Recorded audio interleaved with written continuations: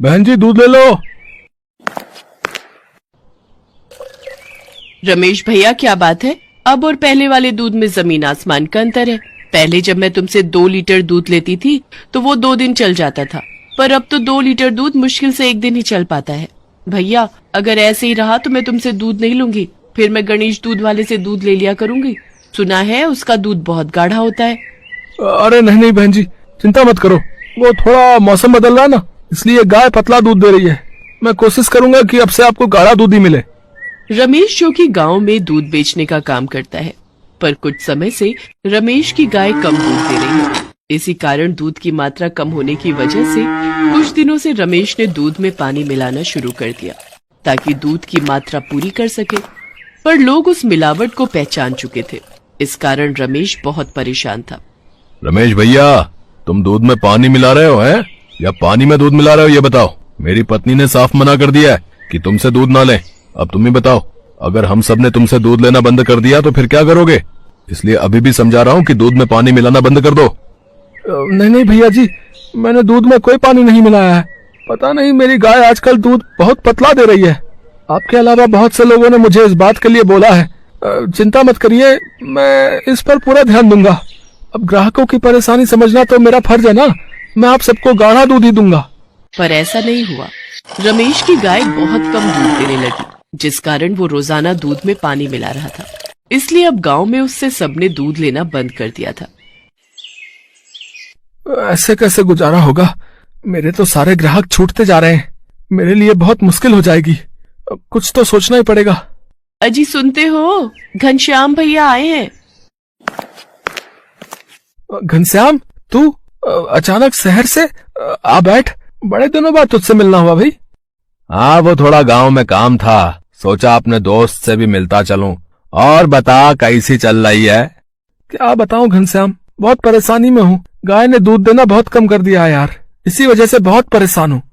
बस इतनी सी बात है? इसमें परेशान होने वाली कोई बात नहीं है। आजकल बहुत से ऐसे साधन आ गए हैं जिनसे हम गाय के दूध की मात्रा बढ़ा भी सकते हैं, समझे? और दूध गाढ़ा भी कर सकते हैं भाई। मैं कुछ समझा नहीं। अरे गाय का इंजेक्शन। गाय का इंजेक्शन? हाँ, अरे मैं भी तो शहर में दूध बेचने के लिए उसी का इस्तेमाल करता हूँ। अरे वरना आजकल गाय इतना दूध कहाँ देती है? दूध की मात्रा बढ़ाने के लिए गाय का इंजेक्शन ही इस्तेमाल में लाया जाता है, समझे? जिससे दूध को गाढ़ा भी करते हैं और दूध की मात्रा भी बढ़ जाती है। पर इसके बारे में किसी को पता चल जाए तो? अरे किसी को क्या पता चलेगा है? रात में चुपचाप इंजेक्शन लगा दो, फिर ढेरों मात्रा में गाय दूध देती है, ढेरों। इसमें कोई परेशानी नहीं है, किसी को कोई नुकसान नहीं होता। मैं तुझे इंजेक्शन दिलवा दूंगा, तू चिंता मत कर। ठीक है, फिर मैं भी इंजेक्शन का इस्तेमाल करके देखता हूँ। अगर दूध की मात्रा ज्यादा हो गई तो मेरी तरफ से तेरी दावत पक्की है। तुम सही कह रहे हो। घनश्याम भैया को मैं अपने हाथों से बने बढ़िया पकवान खिलाऊंगी। अगले दिन ही रमेश घनश्याम से वो इंजेक्शन लेकर अपनी गाय को लगा देता है। इंजेक्शन की वजह से दूध की मात्रा बढ़ जाती है और गाय ज्यादा दूध देना शुरू कर देती है। गाय का दूध गाढ़ा भी था, इस कारण रमेश को पानी नहीं मिलाना पड़ा। अब तो ग्राहक भी रमेश का दूध पसंद करने लगे थे। फिर से रमेश ने अच्छी कमाई करनी शुरू कर दी। क्यों बहन जी, अब तो दूध में कोई शिकायत नहीं है ना? नहीं नहीं भैया, अब तो दूध बहुत ही बढ़िया है, बिल्कुल भी पानी की मात्रा नहीं है। बहन जी, हम तो ग्राहकों का ख्याल रखते। अच्छा, चलता हूँ। अब तो रमेश रोजाना ही गाय को इंजेक्शन देने लगा। धीरे धीरे उसने इंजेक्शन की मात्रा बढ़ा दी, जिस कारण गाय ज्यादा से ज्यादा दूध देने लगी। पर हर चीज को जरूरत से ज्यादा इस्तेमाल करना भी नुकसानदायक हो जाता है। ये बात वो लालची बेईमान दूध वाला नहीं जानता था। एक दिन, क्या बात है डॉक्टर साहब, गांव में सभी लोगों को पेट खराब की बीमारी हो रही है। ऐसा आखिर इन लोगों ने क्या खा पी लिया? चौधरी साहब, जिससे भी पूछ रहा हूँ सबका एक ही जवाब है। जब से लोगों ने रमेश से दोबारा दूध लेना शुरू किया है, तब से लोग इस पेट खराब की बीमारी से जूझ रहे हैं। पर डॉक्टर साहब, दूध पीना तो सेहत के लिए अच्छा होता है। आप ये कैसे कह सकते हो कि दूध पीने से हमारे गांव के लोग बीमार हुए हैं? चौधरी साहब, मैंने शहर और गांव सब जगह बहुत समय बिताया है। मैं जानता हूँ कुछ दूध वाले लालच में आकर अपनी गाय को इंजेक्शन देते हैं, जो कि हम मनुष्यों के लिए बहुत ही हानिकारक है। मुझे तो ऐसा लगता है कि रमेश ने गाय को इंजेक्शन दिया है। चौधरी साहब, डॉक्टर साहब लगता है ठीक कह रहे हैं। कुछ समय पहले तक रमेश की गाय ने दूध देना बंद कर दिया था। सुनने में आया था गाय की दूध की मात्रा कम हो गई है। फिर हम लोगों ने गणेश से दूध लेना शुरू कर दिया। चौधरी साहब, भगवान जानता है, मैंने हमेशा ईमानदारी से दूध बेचा है। छोटा मुंह बड़ी बात होगी। मैंने रमेश को गाय को इंजेक्शन देते हुए एक रात देख लिया था, पर मैं जानता था कि मेरी बात पर कोई विश्वास नहीं करेगा। गांव के लोगों को गाढ़ा और बढ़िया दूध मिल रहा था, इसलिए गांव के लोग मुझ पर क्या ही विश्वास करते, इसीलिए मैं चुप रहा। उस रमेश की इतनी हिम्मत, उसको हवेली पर बुला कर लाओ। सारी सच्चाई आज उगलवा कर ही रहेंगे, वरना इस गांव से उसे धक्के देकर निकाल देंगे। रमेश घबरा जाता है और डरकर सारी सच्चाई चौधरी साहब के सामने बोल देता है। मुझे माफ कर दो चौधरी साहब, मैंने अपने दोस्त के कहने में आकर गाय को इंजेक्शन दी। मुझे नहीं पता था कि गांव के लोग बीमार पड़ जाएंगे। मैं तो बस गाय के दूध की मात्रा बढ़ाना चाहता था। मेरी रोजी रोटी और परिवार इसी गांव में है। चौधरी साहब, मुझे यहाँ से मत निकालो। नहीं रे रमेश, तूने गलती ऐसी की है जिसकी कोई माफी नहीं है। मैं तुझे पुलिस के हवाले नहीं कर रहा हूँ। तू कल सुबह तक इस गांव को छोड़कर कहीं और चला जा। अब मैं तुझे इस गांव में नहीं रहने दूंगा। कल से गणेश, तुम ही गांव वालों को दूध दोगे, समझ गए? इसके आगे मुझे कुछ नहीं कहना। रमेश अपने किए पर शर्मिंदा तो था, पर उसने बहुत बड़ी गलती की थी। उसने लालच में आकर अपने दोस्त के कहने पर गाय को इंजेक्शन दे दिया, जिससे गांव के लोगों की जान पर बात आ गई। रमेश ने घनश्याम को भी फोन किया, पर घनश्याम ने उसका साथ नहीं दिया। सुधा, हमसे बहुत बड़ी गलती हो गई। हमने बेईमानी के रास्ते को चुना। आज हम दोनों बिल्कुल अकेले हैं। जब तक हम ईमानदारी से अपने काम को कर रहे थे तो पूरा गांव हमारे साथ था। आज के बाद मैं कहीं भी रहूं, पर बेईमानी से कोई काम नहीं करूंगा। तुम्हारे साथ मैंने भी गलत किया। काश मैं भी इस बात को समझ जाती तो आज हम दोनों को ये दिन न देखना पड़ता। रमेश और उसकी पत्नी पछतावे के साथ वहां से दूसरे गांव में रहने के लिए चले जाते हैं। अन्नपूर्णा घर में अकेली रहती है। उसकी उम्र 50 साल है। उसका बेटा सुरेश अमेरिका में नौकरी करता है और वहीं पर एक गोरी मेम से शादी करके बस गया है, लेकिन वो अपनी माँ को पैसे नहीं भेजता है, इसीलिए अन्नपूर्णा बहुत गरीब है। उसके पास सिर्फ एक गाय है, उसका नाम है मालती। अन्नपूर्णा मालती का दूध बेचकर अपना पेट पालती है। सुन मालती, तुझे पता है मेरा बेटा अमेरिका में बहुत बड़ी नौकरी करता है। वो जब लौट कर आएगा तब देखना मेरे लिए कितना कुछ लाएगा। अन्नपूर्णा की आंखों में बहुत सारे सपने हैं अपने बेटे को लेकर, लेकिन सुरेश उसकी माँ को कभी याद भी नहीं करता। कुछ दिन बाद शाम को अन्नपूर्णा जब खाने का इंतजाम कर रही थी, तब अचानक से वहाँ सुरेश अपनी विलायती बहू के साथ आता है। माँ, मैं आ गया हूँ। अपने बेटे को देखकर अन्नपूर्णा खुशी से पागल हो जाती है। अरे बेटा, तू अचानक से कैसे आ गया? वो बात यह है कि मेरी नौकरी चली गई है। अच्छा, इसीलिए माँ की याद आ गई। अब ठीक है बेटा, कोई बात नहीं, कुछ दिन घर पर आराम कर। सुरेश की बीवी का नाम रोजी है। वो कहती है, क्या हम यहाँ रहेंगे सुरेश, इस छोटे से घर में? कितनी बदबू है यहाँ पर। हाँ बहू, वो मेरी गाय है ना मालती, उसी के गोबर से थोड़ी दुर्गंध फैलती है, तो निकाल दो उस गाय को। अरे ऐसे कैसे निकाल दूं, उसी से तो मेरा पेट चलता है। सुरेश रोजी को मना लेता है। अन्नपूर्णा उन दोनों को अपना कमरा दे देती है और खुद घर के बाहर मालती के पास सोती है। अगले ही दिन से रोजी हल्ला मचाने लग जाती है। वो सुबह उठकर कहती है, इतनी देर हो गई फिर भी मुझे मेरी ग्रीन टी नहीं मिली, कहाँ है मेरी ग्रीन टी? सुरेश अन्नपूर्णा से कहता है, माँ क्या कर रही हैं आप? मेरी पत्नी विलायती है, उसका ध्यान तो रखना पड़ेगा ना। ठीक है बेटा, मैं अभी बना देती हूँ। लेकिन अन्नपूर्णा को ग्रीन टी के बारे में कुछ भी नहीं पता है। वो मालती के ताजे ताजे दूध से चाय बनाकर रोजी के पास ले जाती है। दूध से बनी चाय देखकर रोजी एक झटके में चाय का कप फेंक देती है। अन्नपूर्णा को बहुत बुरा लगता है। रात को रोजी सुरेश से कहती है, सुनो, मैं ऐसे यहाँ नहीं रह सकती। अरे रोजी, कुछ ही दिन की तो बात है, रह लो ना। नहीं, तुम्हारी माँ गवार है। ये घर तो तुम्हारे नाम पर है ना, इसे बेच दो और चलो किसी अच्छे से होटल में रहते हैं। अगले दिन सुरेश घर बेचने के बारे में अन्नपूर्णा को बताता है। अन्नपूर्णा रोते हुए कहती है, ये क्या कह रहा है बेटा? इस घर में तेरे बापू की यादें हैं। तभी वहाँ गांव के मुखिया चले आते हैं और कहते हैं, हाँ, ऐसे घर कैसे बेच दोगे तुम? तुम्हारी माँ कहाँ रहेगी फिर? वो सब हमें क्या पता, ये घर सुरेश के नाम पर है। हम ये घर बेचकर चले जाएंगे। आप होते कौन हो हमारे बीच में बात करने वाले? मुखिया जी बहुत अपमानित महसूस करते हैं। सुरेश घर बेच देता है और अपनी बीवी को लेकर वहाँ से चला जाता है। वो दोनों एक महंगे से होटल में रहने लगते हैं और इधर अन्नपूर्णा अपनी प्यारी गाय मालती को लेकर रास्तों पर निकल पड़ती है। वो बहुत उदास है और उसकी आंखों में नमी है। ये क्या हो गया भगवान, अब मैं क्या करूं? मेरे खुद के बेटे ने मेरे साथ धोखा कर दिया। अन्नपूर्णा बस दूध बेचती रहती है और उससे जो थोड़े बहुत पैसे मिलते हैं वो उससे अपना गुजारा करती है। वो रास्ते में रहती है। इसी तरह कुछ दिन बीत जाते हैं। मालती एक दिन किसी के खेत में घुस जाती है और घास खाने लगती है। ये देखकर खेत का मालिक मालती को भगा देता है और अन्नपूर्णा को आकर धमकी देता है। देख बुढ़िया, तेरी गाय अगर मेरे खेत में दोबारा घुसी तो मैं इसे मार डालूंगा। कोई उपाय न देखकर मालती एक चाय की दुकान के पास जाती है। वहाँ चाय के पत्तों का ढेर पड़ा हुआ था। मालती वही खाने लगती है। वो बहुत सारे चाय के पत्ते खा लेती है। उसके बाद वाले दिन सुबह अन्नपूर्णा जब मालती से दूध निकालने जाती है तब एक चमत्कार हो जाता है। दूध के बदले चाय निकलने लगती है। अन्नपूर्णा चौंक जाती है। अरे ये क्या, मालती दूध नहीं चाय दे रही है? गजब हो गया, ये तो चमत्कार हो गया।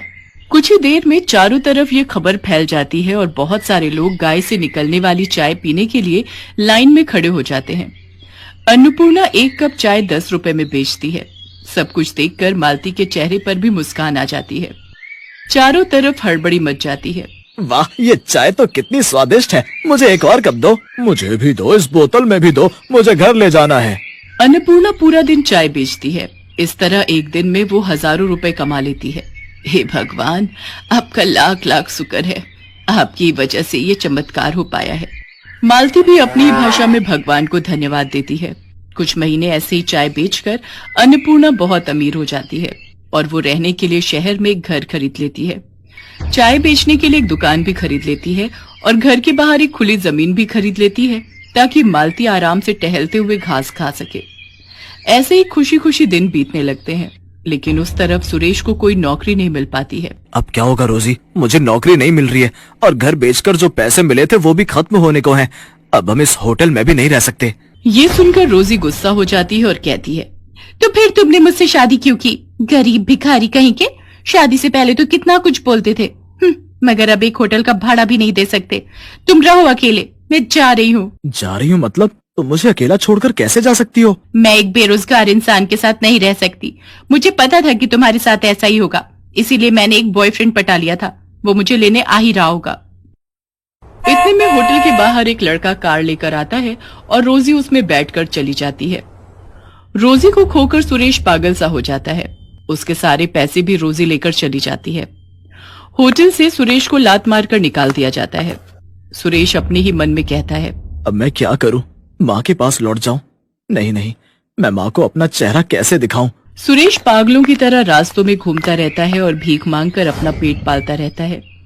एक दिन घूमते घूमते उसे चाय देने वाली गाय के बारे में पता चलता है, लेकिन उसके पास पैसे नहीं है। वो लाइन में खड़ा हो जाता है और अपनी बारी आने पर कहता है, क्या आप मुझे एक कप चाय दे सकती हैं? मुझे बहुत तेज भूख लगी है, लेकिन मेरे पास पैसे नहीं है। सुरेश को देखकर अन्नपूर्णा तुरंत पहचान लेती है। अरे बेटा तू?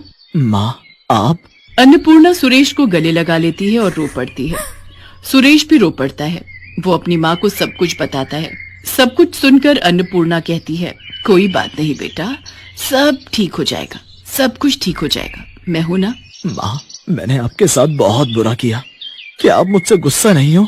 एक माँ कभी अपने बेटे पर गुस्सा रह सकती है क्या? आजा बेटा, ये सब कुछ तेरा ही तो है। हमेशा याद रखना बेटा, माँ तो माँ ही होती है। माँ जैसा प्यार इस दुनिया में कोई नहीं कर सकता। सुरेश रोते हुए फिर से अपनी माँ को गले लगा लेता है। इसके बाद से सुरेश और अन्नपूर्णा मिलकर चाय बेचने लगते हैं। माँ बेटा मिलकर बहुत खुश रहते हैं। सुरेश को माँ की ममता और प्यार की कीमत पता चल जाती है और मालती खुशी खुशी चाय देकर इस परिवार का हिस्सा बनी रहती है।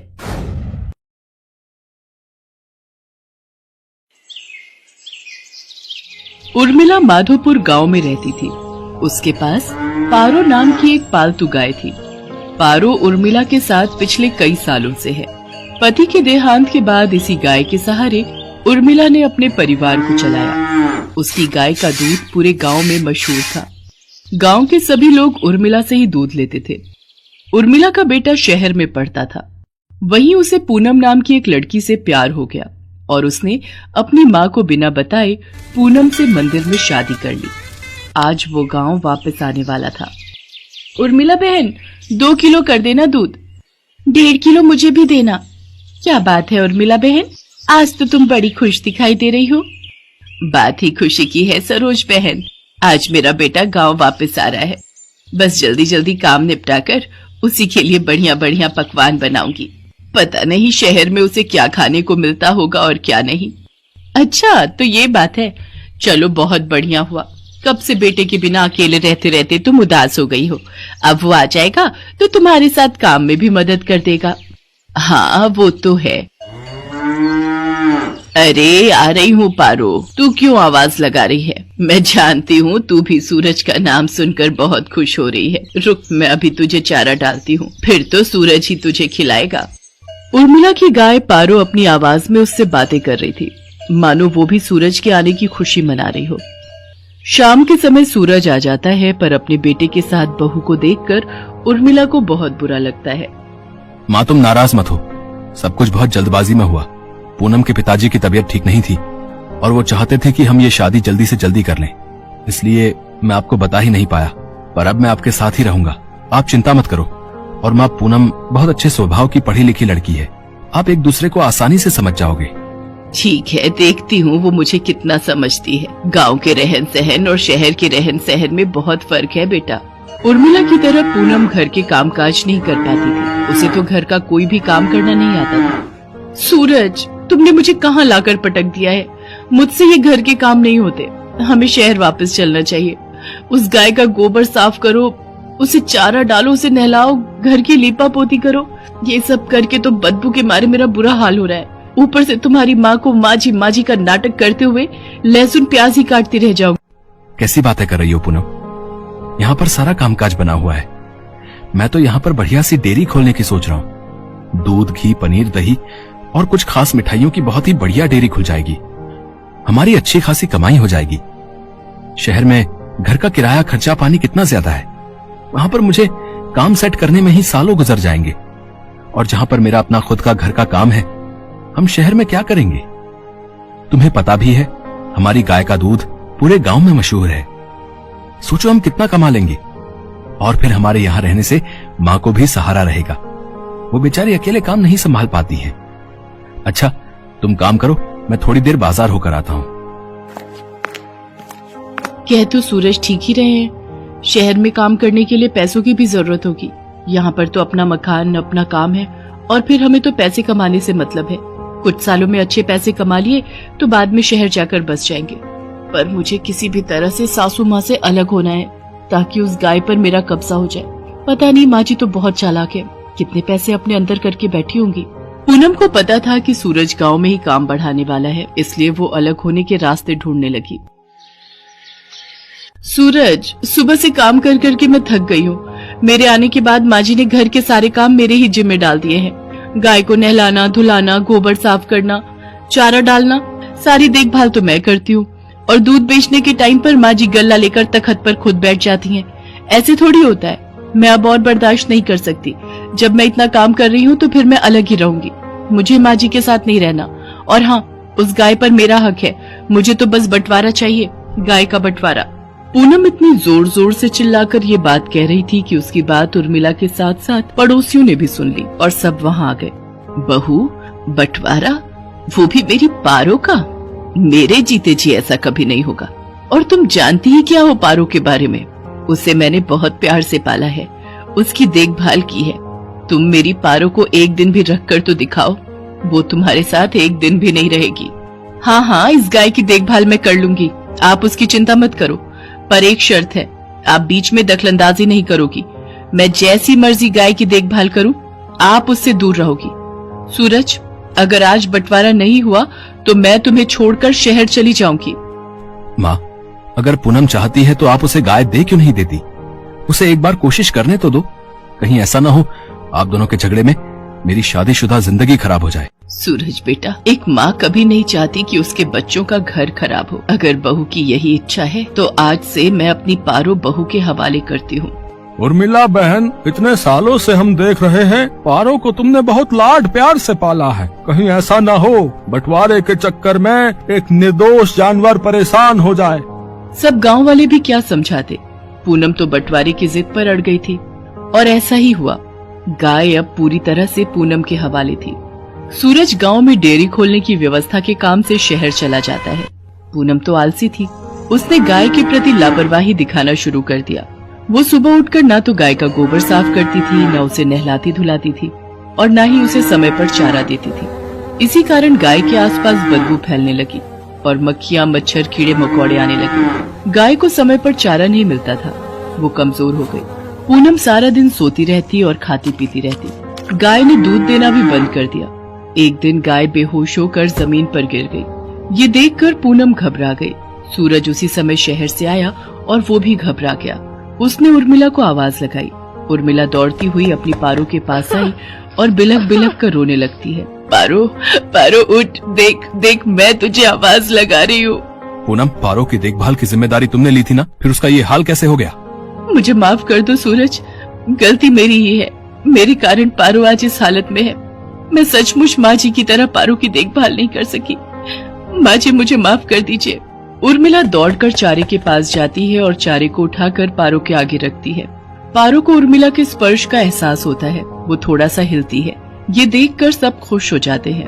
उर्मिला अपने हाथों से पारो को चारा खिलाती है।